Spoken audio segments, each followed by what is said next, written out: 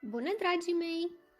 Mai avem foarte puțin până la sărbătoarea Paștelui. Cred că sunteți foarte nerăbdători să vină iepurașul încărcat cu surprize. Astăzi vreau să vă spun și eu povestea unui iepuraș care își căuta o nouă căsuță.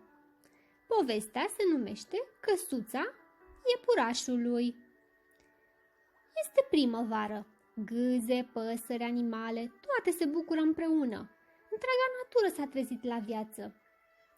Ura, e primăvară! Striga o broscuță veselă.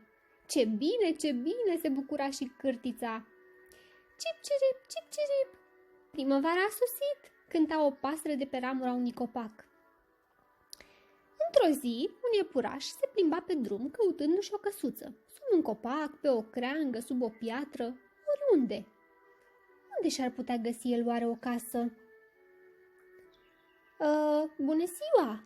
Unde este casa ta?" a întrebat-o el pe mica pasăre. Cip-cirip, cip-cirip! Aici sus, în acest cuib, a răspuns ea. Nu și pentru mine, aș cădea din cuib, a zis iepurașul și a plecat îndată. Merse mai departe să caute o casă.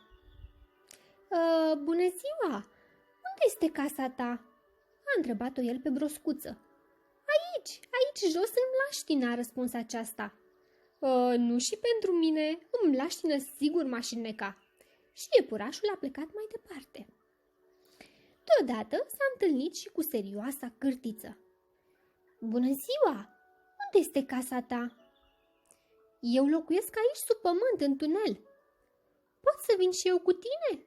Dar cârtița a refuzat pentru că îi plăcea să trăiască singură. Așa că iepurașul nostru a plecat mai departe să-și caute o casă.